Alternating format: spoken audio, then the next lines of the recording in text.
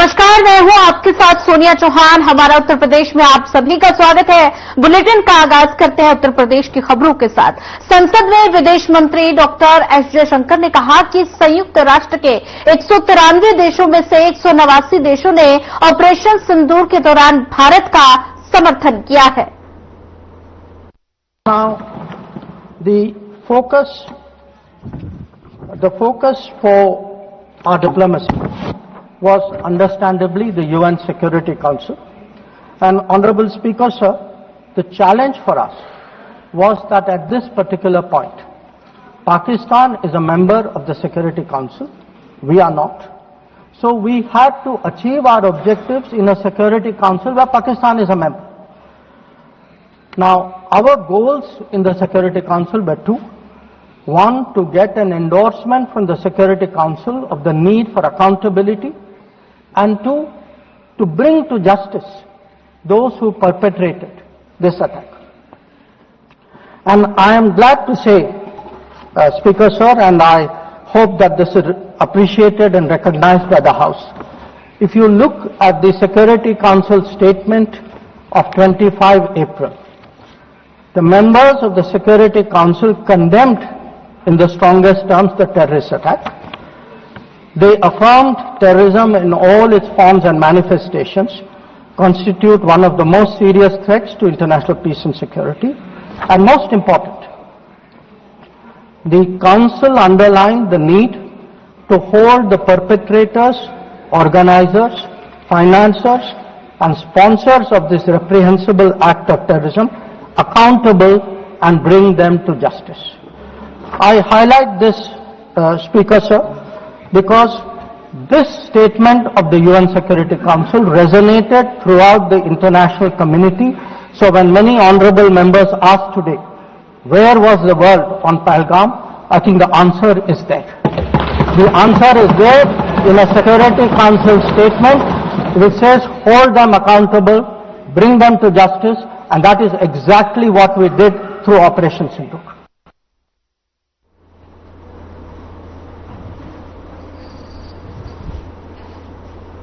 और वह ज्यादा जानकारी साझा करने के लिए हमारे साथ चैनल हेड बृजमोहन सिंह रघुवंशी हमारे साथ जुड़ चुके हैं। तो बृजमोहन जी, अगर बात की जाए तो ऐसे में विदेश मंत्री एस जयशंकर का ऑपरेशन सिंदूर को लेकर बयान सामने आया है। साथ ही उन्होंने कहा कि 193 देशों में से 189 देशों ने भारत का ऑपरेशन सिंदूर को लेकर समर्थन दिया है। तो ऐसे में उनका ये बयान भारत की मजबूती को वैश्विक स्तर पर कितना दर्शाता है? धन्यवाद सोनिया, आपने मुझे इस विशेष कार्यक्रम में आपने मुझे जोड़ा, तो उसके लिए सबसे पहले तो मैं आपका धन्यवाद देना चाहता हूँ। खासतौर से देखिए, ये जो आज हमारे नेता विपक्ष के तौर पे हमारे आदरणीय राहुल गांधी जी जो है, खासतौर से वो बयान दिलवाते हैं जो राष्ट्रहित में नहीं है जी, और खासतौर से अंतर्राष्ट्रीय पटल पे जब उसकी बात आती है तो उन्हें ये समझना पड़ेगा घर की इज्जत और घर की बेइज्जती अगर शोर मचने पर अगर आपके पहले सबसे पहले मोहल्ले में, फिर आपके शहर में, और जब बात आगे तक जाती है तो उसका पूरा नुकसान पूरे देश को उठाना पड़ता है। ये इनको समझना पड़ेगा। जिसको हम डेमोक्रेसी बोलते हैं, इस डेमोक्रेसी के सहारे और इस प्लेटफॉर्म का इस्तेमाल करके जिस प्रकार से हमारे देश में जब से 2014 से सरकार बनी है, आदरणीय प्रधानमंत्री श्री नरेंद्र मोदी जी के नेतृत्व में, आदरणीय गृह मंत्री वर्तमान में जो इससे पूर्व राष्ट्रीय अध्यक्ष रहे, और खासतौर से जिनके हम कह सकते हैं कि मजबूत और लौह पुरुष जिसको हम कहते थे एक समय पर गुजरात के सरदार वल्लभ भाई पटेल जिनको हम लोग कहते थे, आज वो लौह पुरुष, क्योंकि हमने आपने सिर्फ शायद किताबों में उनके बारे में पढ़ा था, लेकिन वो लौह पुरुष हमें अगर आज नजर आता है जीता जागता, तो वो नजर आता हमें आदरणीय गृह मंत्री श्री अमित शाह जी के रूप में।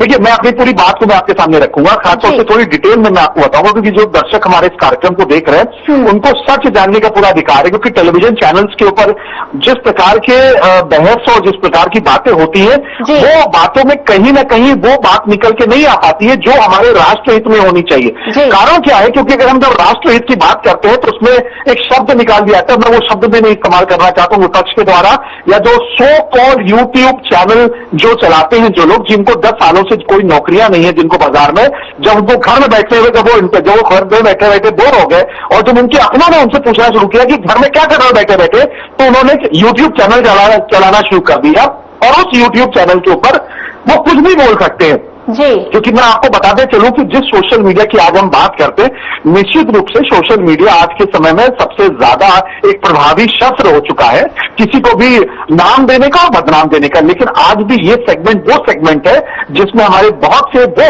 पढ़े लिखे लोग जो नहीं है इस देश के, वो भी इसको देखते हैं और वो उसके उन्हें ना अच्छा और बुरे समझ की जिनको समझ भी नहीं। मैं आपको अब लेके जाना चाहता हूं उस मुद्दे पर खासतौर से जो आज हमारे खड़गे जी ने बोला खासतौर से, और ये खड़गे जी नहीं बोल रहे थे, ये निश्चित रूप से ये हमारे नेता विपक्ष की शक्ति है, कोई और था लेकिन नेता विपक्ष की और कांग्रेस पार्टी की आवाज थी। आप देखिए उन्होंने ये बोला कि ऑपरेशन सिंदूर में किस प्रकार से क्या हुआ और ये हमारे देश की बड़ी स्थिति खराब हो गई, हम लोग को इसमें इंटरफेरेंस किया गया। इनको जानकारी नहीं कि हमारे देश की इस समय स्थिति क्या है, क्योंकि ये जानकारी 1.5 अरब लोगों में से बहुत चुनिंदा लोगों को होगी और जिन्हें होगी तो वो शायद इस मंच पे आ नहीं पा रहे हैं। आज भी मैं बताऊं आपको, तमाम ऐसे पत्रकार हैं, तमाम ऐसे जो अपने आप को जो देश के सबसे बड़े जानकार कहे जाते हैं, वो देश के बाहर जाते भी हैं तो वो अपनी सच को छुपा रहे हैं। मैं आपको बताते चलूं कि पिछले कई वर्षों से मैं लगातार देश के बाहर की धरती पर जा रहा हूं और जो हमारी विदेश नीति, क्योंकि जो विदेश नीति की आज वो बात कर रहे थे, मुझे आप निश्चित रूप से मुझे एक दुख हुआ कि एक पार्टी, एक नेता इस कदर गिर सकता है जो कि बिना किसी वजह के, जो बिना किसी सबूत के बस कुछ भी उसे बोल रहा है और उस किस जगह बोल रहा है वो डेमोक्रेसी के मंदिर यानी संसद में वो बोल रहे हैं और वो अपने आप को वो ये कह रहे कि विदेश नीति कुछ नहीं है। विदेश नीति क्या है अगर आपको जानना हो तो मैं निश्चित रूप से मैं चाहूंगा ये लोग विदेश जाए। सरकार लेके जाएगी तो बोलेंगे कि नहीं सरकार ही लेकर गई है, ये गए ही नहीं, और अगर ये गए भी हैं इनके लोग तो ये सच नहीं बोलना चाह रहे। आप ये समझिए, मैं आपको सबसे एग्जाम्पल देना चाहता हूं, सबसे लेटेस्ट एग्जाम्पल। मैं मालदीव के दौरे पर आदरणीय प्रधानमंत्री जी के साथ में जाता हूं। लंदन में आप देखिए जो 200 वर्षों तक जिन्होंने हमारे साथ हम पर राज किया, वहां तो प्रधानमंत्री जी सबसे, मैं आगे आपको एग्जाम्पल देना चाहता हूं। आप वहां देखिए हमारे देश का सम्मान क्या होता है, हमारे प्रधानमंत्री का सम्मान वहां क्या हो रहा है। किस प्रकार की नीतियां ऐसी है कि हमारे देश के इतने तमाम ऐसे फैसले हो रहे हैं जिन फैसलों पर कुछ नहीं होता था। बस यहाँ के जो विदेश मंत्री हुआ करते थे, जो यहाँ के जो नेता होते थे, वो प्रतिनिधि मंडल बना के जाते थे, वहां पे रहते थे, होटलों में खाना खाते थे, घूमते थे, उनका परिवार जाता था, जो अधिकारी जाते थे वो भी मजे करते थे। आज के समय पर हमारे जब आदरणीय प्रधानमंत्री और हमारे विदेश मंत्री जब जाते हैं तो उनका एक एक पल सिर्फ देश के हित में रहता है। और ये वाली बात मैं इसलिए कह सकता हूं क्योंकि जहां पे आदरणीय प्रधानमंत्री जी रहते हैं और जहां पे जो वो काम करते हैं, हम वहां पे खुद हम उसको कवर करते हैं, क्योंकि हम खुद एक मिनट के चैन से वहां नहीं रहते। तो जो और हमें तो कहीं ना कहीं, क्योंकि हम तो आप कवरेज करने गए तो हमें छूट मिली हुई है कि आप अपना जाइए, आपको आना है तो आइए, मत आइए। वहां को हमें जोर जबरदस्ती नहीं की जाती है कि आपको यहाँ पे आदरणीय प्रधानमंत्री जी के द्वारा जो भी यहाँ कार्यक्रम लगे हुए उसको सबको कवर करना है। लेकिन विदेश नीति जो इस सरकार हमें जितनी बेहतरीन और जितनी निपुणता के साथ, एस जयशंकर साहब, मैं ये शब्द साहब इसलिए लगाना चाहता हूं क्योंकि निश्चित रूप से उस आदमी ने अपने काम से अपने आप को साहब वाली कैटेगरी में रखा है। और आज ये खड़गे जी जिस तरह की बात कहते हैं तो आप मुझे शर्म आती है उनके ऊपर और मुझे दुख भी होता है कि कैसे ये लोग इस तरह की बात कर सकते हैं बिना किसी ग्राउंड रियलिटी पे। आप हमारे देश के पासपोर्ट की स्थिति देखिए। एक समय था जब हमारे देश के पासपोर्ट पर आपको वीजा मिलने में बहुत मुश्किल होती थी। ये शायद वो समझ सकता है इस देश का जो व्यक्ति वीजा अप्लाई करता है। आज आप देखिए हमारे देश के उन लोगों को उन देशों का वीजा मिलता है जो सपना हुआ करता था लोगों के, क्योंकि माना जाता था कि ये सिर्फ एक वर्ग विशेष के लिए देश है, वहां सिर्फ नेता, मंत्री, अधिकारी जा सकते हैं, बड़े बिजनेसमैन जा सकते हैं या वो लोग जो प्रभावशाली होते हैं। लेकिन आज आपको इंदौर, मध्य प्रदेश का एक शहर इंदौर ले लीजिए, भोपाल ले लीजिए, जबलपुर ले लीजिए, उत्तर प्रदेश का इलाहाबाद ले लीजिए, बनारस ले लीजिए, आप दक्षिण में, क्योंकि दक्षिण को तो आप कह सकते हैं कि पढ़ा लिखा राज्य वहां पे होते थे तो वहां पे तो पहले से लोग जाते रहे विदेशों में। लेकिन वो शहर वो हमारे देश की जगह जहां का आदमी वीजा का दफ्तर जिसे नहीं मालूम होता था, आज वो विदेशों में जाकर के अच्छा काम कर रहा है। और उसके बाद हमारी को ऐसी बात बोली जाती है तो मुझे लगता है ये विदेश नीति पर टिप्पणी करेंगे। इनको पहले विदेश नीति पर टिप्पणी करने से पहले विदेश की जो नीति है, विदेश मंत्रालय का जो काम है, उसे पहले इन्हें समझना पड़ेगा। जी बिल्कुल। बृजमोहन जी, अगर बात की जाए तो ऐसे में विदेश मंत्री एस जयशंकर के बयान पर प्रधानमंत्री नरेंद्र मोदी ने उनकी ट्विटर पर, एक्स पर सराहना की है और साथ ही विपक्ष पर कई सवाल भी खड़े किए हैं। तो ऐसे में विपक्ष लगातार सवाल खड़े करते हुए नजर आ रहा है ऑपरेशन सिंदूर को लेकर। तो ऐसे में प्रधानमंत्री नरेंद्र मोदी ने कहा कि 189 देशों ने भारत का साथ दिया है, लेकिन एकमात्र कांग्रेस ऐसी है जिसने भारत पर सवाल खड़े कर दिए, भारत की विदेश नीति पर सवाल खड़े कर दिए। दुर्भाग्य है, मैं इसको और क्या कहूँ सोनिया मैं आपसे। जी मैं खुद एक पत्रकार होने के नाते मैं जब जाता हूँ विदेशों में मैं देखता हूँ, और एस जयशंकर, मैं आपको बताते जैसे फिल्म होती है ना, तो उसमें हीरो को दिखाने के लिए ऐसा हीरो होना चाहिए जो अच्छे कपड़े पहने, बहुत अच्छा शक्ल सूरत, जो फाइटिंग करे, जो बहुत सारे गुंडों को जो मारपीट करके उनको गोली मार करके फिर अपने आप को बचा दे उनके बीच में से निकल के, तो उसको हीरो कहा जाता है। लेकिन असल हीरो तो नहीं होता है ना, वो तो 3 घंटे की फिल्म का हीरो है, जिसको फिल्म के डायरेक्टर ने अलग अलग विजुअल्स के साथ और अलग अलग ग्राफिक्स और जो नई तकनीक उसके तहत उसको इतना बड़ा बना दिया और इतना ताकतवर बना दिया कि उसको हीरो कहा जाता है। लेकिन असलियत में वो हीरो नहीं है जी। उसी प्रकार से मैं आपको बोलूं, हीरो हमारे देश के एस जयशंकर, वो कोई अपने आप को उस तरह से नहीं दिखाते, क्योंकि हमारे इससे पहले के विदेश मंत्री, गृह मंत्री, आप सोचिए इस देश का दुर्भाग्य देखिए, जो गृह मंत्री अपने बेटे समेत जिसने इतने बड़े बड़े घोटाले किए, वो गृह मंत्री जो गृह मंत्री जब बाटला हाउस होता है तो जाकर के ये टिप्पणी करता है कि नहीं, जो मारा गया वो एक मुसलमान है, जिसके नाते अगर आपने उसके बारे में बताया तो हमारा वोट बैंक खराब हो जाएगा। उस पर एक फिल्म भी बनी है बाटला हाउस, बहुत सारे लोगों ने इसको देखा, और ये फिल्में इसलिए बनाई जा रही है क्योंकि तमाम इतिहास की बातों को छुपाया गया था, जिसको आज की सरकार कहीं ना कहीं वो चाहती है कि लोगों के बीच में आए। अब आप उदयपुर फाइल्स को देखिए, जिस प्रकार से उसको रोक लिया गया, क्योंकि आप किसी भी बात के लिए अगर अच्छाई करिए तो उस पर एक राजनीति हो जाती है। आज एक गृह मंत्री जी ने भी बहुत अच्छी बात कही, उन्होंने जब अखिलेश यादव जी ने उनसे सवाल किया कि वो मारा गया कि नहीं मारा गया, और इस पे उन्होंने कई सारी बात की ऑपरेशन सिंदूर के ऊपर, तो उन्होंने बोला कि ये आपको क्या पाकिस्तान कह रहा है क्या? अगर दुश्मन मारा गया तो आपको तो खुश होना चाहिए, ना कि आपको उसका सबूत चाहिए। अरे कोई मारा गया है तो आपको सबूत क्यों चाहिए? आपको किस बात की बेचैनी होगी? तो उन्होंने ये बात पूछी। मुझे लगता है कि कहीं ना कहीं हमारे देश के तमाम ऐसे नेता हैं जो कहीं ना कहीं जिनको अच्छे कामों से दिक्कत हो रही है जी। विदेश नीति नहीं होती है। देखिए, ये भाजपा की जो सरकार है ना, वो और सरकारों की तरह काम नहीं करती कि अपने परिवार को, अपने रिश्तेदारों को, अपने जो उनके परम चमचों को वो आगे नहीं बढ़ाती है। यहाँ काबिलियत के आधार पर आपको यहाँ पे इज्जत मिलेगी, और मीडिया के एक सेक्शन में भी उन्होंने ऐसा किया। जो पत्रकार 8 से 10 बजे रात को सिर्फ और सिर्फ सरकार को गाली बका करते थे, आप ये समझिए इस बात को, इस देश में डेमोक्रेसी की इंतहा कितनी है। जिस चैनल को चलाने की परमिशन देश की सरकार यानी आईएनबी मिनिस्ट्री देती है, वही लाइसेंस को लेते हुए इस देश के तमाम ऐसे चैनल्स हैं जो कुछ भी और जरूर बक सकते हैं, उनको यह अधिकार दिया हुआ है। आप सोचिए, इससे बड़ी डेमोक्रेसी है? आप दूसरे देशों में चले जाइए, अगर आप गवर्नमेंट चैनल के अलावा आपको अगर आपने कुछ भी बोला तो आप पर पूरा रोक है वहां पे, और मुझे लगता है ये गलत है। मैं इसको सही नहीं मानूंगा, डेमोक्रेसी होनी चाहिए। लेकिन मुझे लगता है ना, जैसे आपने अपने एक परिवार में छोटा सा बच्चा है और उसको आपने घर की चाबी दे दी, तो आपको पता कितना उत्पात मचाएगा वो। ऐसा ही कुछ हमारे यहाँ पे कुछ ऐसे बंदर और ऐसे कुछ छोटे बच्चे हैं, मैं ये बोलना चाहता हूं कि जिनको आपने अगर सोशल मीडिया पे छूट दे दी कुछ भी बोलने के लिए, तो वो किसी के बारे में भी टिप्पणी करेंगे। उससे होता क्या है, देश में बैठे बैठे लोग तो जो उनके बारे में तो भ्रम होता ही है, साथ में जो देश के बाहर जो लोग हैं, जो 189 कंट्रीज ने जो सपोर्ट किया, उनको लगेगा आपका अपना देश आपका सपोर्ट नहीं कर रहा है। देखिए, कोई भी बड़ा ऑपरेशन होता है, ऑपरेशन सिंदूर की हम बात कर लें, उसमें हमारी विदेश नीति का तात्पर्य होता है कि वो पूरे अन्य देशों के साथ भी एक सहमति मचाते, क्योंकि देखिए उनसे बातचीत करते हैं। जब आप इंडिया के अंदर आप हैं तो आपका रूल चल रहा है, लेकिन जब आप इंडिया से बाहर जाते हैं तो आपको निश्चित रूप से वहां की पॉलिसीज, वहां की गवर्नमेंट सिस्टम को समझना पड़ता है। ऐसा ही कुछ हमारे देश के प्रधानमंत्री और हमारे देश के विदेश मंत्री करते हैं कि उनको कोई बड़ा ऑपरेशन करना है, कोई ऐसा कदम उठाना है जिस पर कई लोग टिप्पणी कर सकते हैं। क्योंकि आप समझिए, इस पूरे विश्व में आज भी ऐसे तमाम देश हैं जो युद्ध के खिलाफ हैं।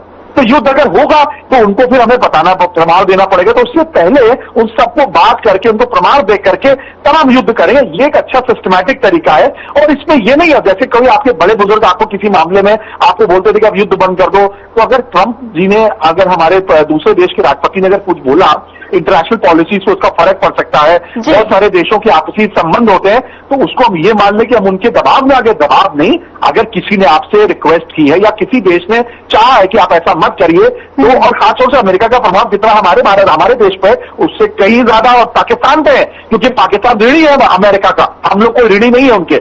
लेकिन उसके बावजूद भी जो है, ये हमारे देश की गरिमा है, क्योंकि हम इंटरनेशनल लॉज को मानते हैं। इसलिए आज आप देखिए, मैं अपनी बातों खत्म करूंगा सोनिया यहाँ पे, कि आज हमारे देश के प्रधानमंत्री के इन्हीं सब विदेश नीतियों के का ही नतीजा है कि आपको पता है कहां से, लगभग पिछले वर्ष की बात है ये, कतर में हिंदुस्तानी मूल के 7 लोगों को उनको फांसी की सजा दी गई थी। सिर्फ हमारे देश के प्रधानमंत्री जी की बात करके कतर के राजा ने, जो कतर के इतिहास में आज तक कभी ऐसा नहीं होगा कि फांसी की सजा सुनाने के बावजूद उनकी फांसी माफ की जाती है, वो सिर्फ और सिर्फ हमारे देश के प्रधानमंत्री जी के व्यक्तिगत और जो विदेश की जो नीति है उसके चलते। लेकिन उस पर कोई तारीफ, उसकी बात को ये भी तारीफ, क्योंकि घर में जैसे एक माँ जो है ना वो लाख अच्छा खाना बना दे सोनिया, हमेशा तारीफ होगी बाहर से लाए हुए चाउमीन, चिकन चिली और मोमोज की, जो कि आपका पेट खराब करेंगे। बस ऐसा ही कुछ हमारे देश में भी हो रहा है। जी बृजमोहन जी, ज्यादा जानकारी साझा करने के लिए आपका धन्यवाद। चलिए रुक करते हैं अगली खबर का। गोरखपुर में नागपंचमी के पावन अवसर पर गोरखनाथ मंदिर परिसर में परंपरागत कुश्ती प्रतियोगिता का समापन। और साथ ही आपको बता दें कि गोरखपुर में नागपंचमी के पावन अवसर पर प्रतियोगिता का समापन हुआ और विजेताओं के पुरस्कार वितरण कार्यक्रम का आयोजन किया गया, जिसमें सीएम योगी आदित्यनाथ ने भी शिरकत की है। मेरे लिए अत्यंत प्रसन्नता का विषय है कि नाग पंचमी के अवसर पर आयोजित होने वाली ये परंपरागत कुश्ती प्रतियोगिता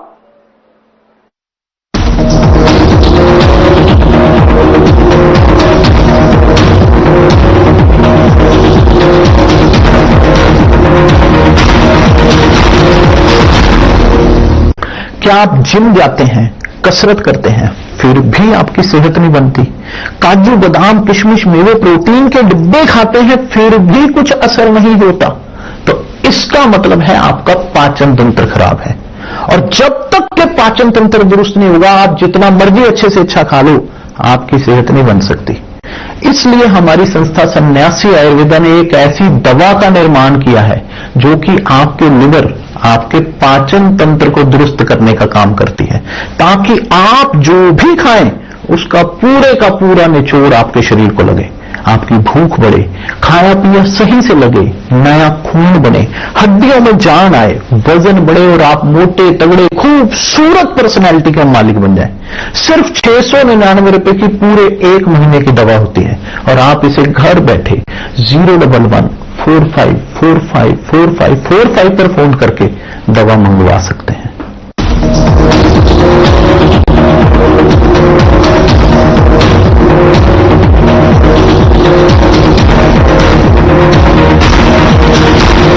खेल गतिविधियों के बारे में पिछले 11 वर्ष के अंदर देश के अंदर भारी परिवर्तन देखने को मिला है। आप याद करिए, खेल और खेल की गतिविधियों के बारे में 2014 में देश के अंदर प्रधानमंत्री मोदी जी ने खेलो इंडिया खेलों की घोषणा की थी और उन्होंने उस समय देश के युवाओं को, हर एक उम्र के नागरिकों को खेल और खेल की गतिविधियों के बारे में, उसकी उपादेयता के बारे में अवगत करा करके उन गतिविधियों के जुड़ने के लिए आह्वान किया था।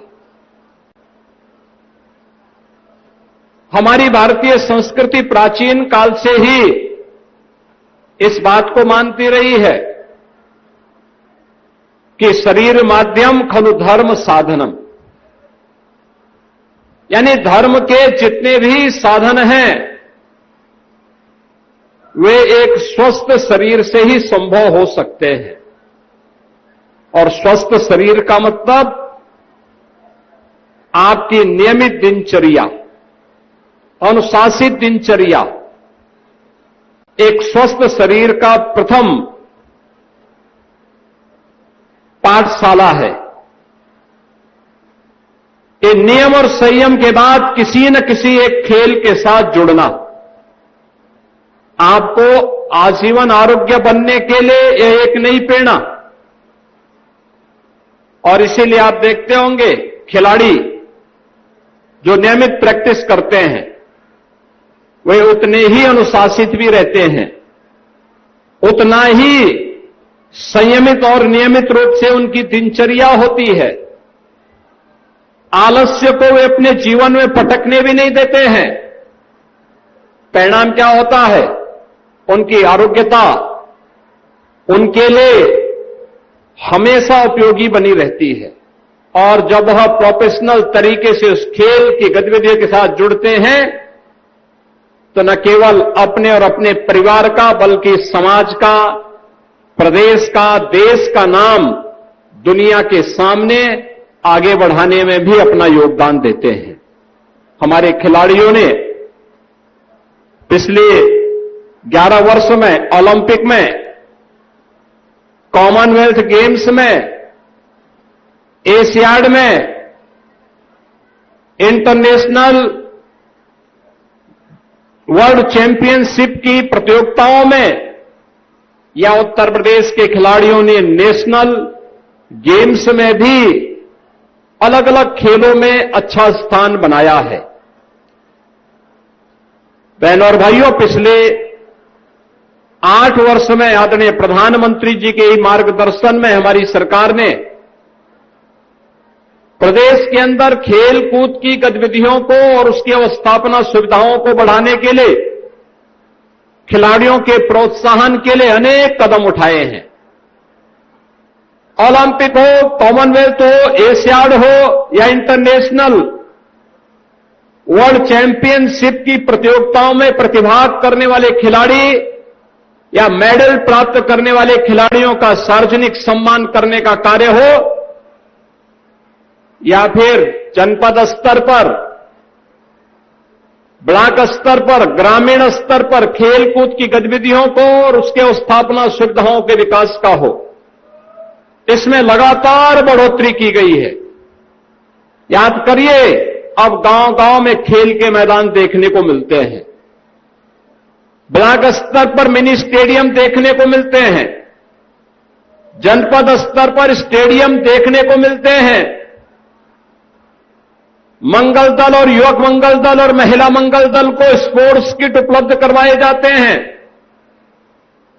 और यही नहीं, अंतर्राष्ट्रीय प्रतियोगिताओं में कॉमनवेल्थ हो, एशियाड हो, ओलंपिक हो, जो भी खिलाड़ी वहां मेडल प्राप्त करता है उसे प्रदेश सरकार की खेल नीति के अंतर्गत प्रदेश सरकार में हम लोग उन्हें नौकरी भी उपलब्ध करवाने का काम करते हैं। और देश के अंदर सर्वाधिक युवाओं को, खिलाड़ियों को नौकरी देने वाला उत्तर प्रदेश पहला और अग्रणी राज्य है। 500 से अधिक खिलाड़ियों को अब तक हम, जिन्होंने खेल में मेडल प्राप्त किए देश के लिए, प्रदेश सरकार ने उन्हें आर्थिक सहायता भी दी और प्रदेश सरकार में उन्हें सम्मानजनक नौकरी की सुविधा भी दी। अभी पुलिस वर्ल्ड चैंपियनशिप में उत्तर प्रदेश पुलिस ने, देश के भारत की पुलिस ने दुनिया के अंदर तीसरा स्थान प्राप्त किया और भारत में उत्तर प्रदेश की पुलिस नंबर 1 पर थी। अग्रणी स्थान पर सर्वाधिक मेडल प्राप्त करने वाले राज्य में उत्तर प्रदेश रहा है। हम थोड़ा भी प्रोत्साहित करें, हमारा युवा अपनी ऊर्जा का लाभ वहां देता है। युवा की यह ऊर्जा एक खिलाड़ी के उत्साह में, उसके उमंग में, उसके प्रदर्शन में झलकता है। और यह प्रदर्शन आज यहां पर वीर अभिमन्यु, वीर कुमार और उत्तर प्रदेश केसरी की इस प्रतियोगिता में भी हम सबको देखने को मिल रही है। मैं अभिनंदन करूंगा उन 300 से अधिक खिलाड़ियों का जिन्होंने पहलवानी में अपने दांव यहां पर दिखाने का काम किया है। जीवन में जो सफलता प्राप्त कर रहे हैं वो तो अच्छी बात है, लेकिन जिन्होंने प्रयास किया है।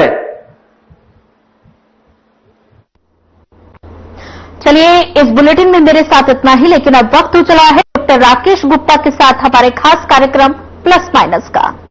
नमस्कार दोस्तों, एक तरफ तो प्रधानमंत्री Narendra Modi fat to fit मुहिम